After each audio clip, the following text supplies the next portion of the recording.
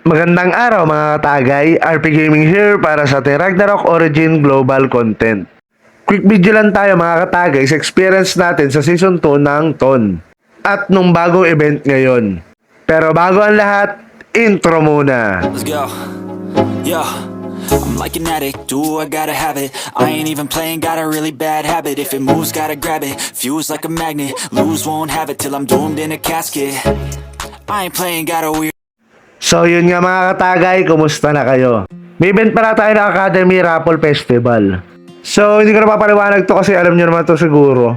Pero kasi sa akin, ang inuna ko kasi dito sa Lottery Festival ay itong una, yung 12 draw. Kasi ang target ko dito is yung Rare Card Album 2. Bakit ba yan ang inuna ko? Kasi syempre, umaasa tayo na makakakuha tayo ng Baphomet Puppet. So, alam naman natin na napakahirap yung kuhanin. Napaka-rare nun. Bihira nagbebenta nun. Saka wala pa nga nagbebenta ata eh. Pero nasa sa inyo yan kung ano yung gusto nyong kuhain. Pero sa ngayon kasi ayun yung nakikita ko na hindi natin kayang bilhin as a F2P player. Pero syempre, paswertihan pa rin yan. Basta yun lang yung target ko doon mga kataga. Yung makuha yung Rare Card Album. Tapos titigil na ako. Sa kabila naman ako magdodraw. Pero medyo swerte tayo. Nakakuha tayo ng...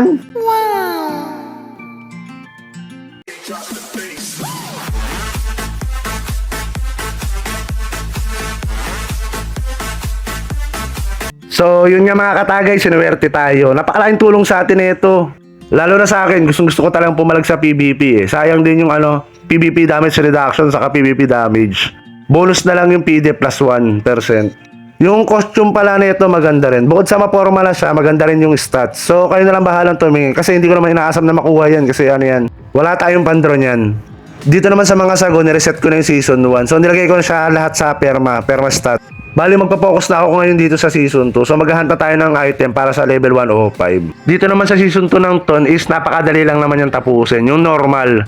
Magkakaroon lang kayo ng problema sa S4 kasi syempre kailangan ng diskarte doon. I-upload ko sana ito kagabi kaso nga lang medyo masama yung pakiramdam natin. Hanggang ngayon nga sinisipon pa ako.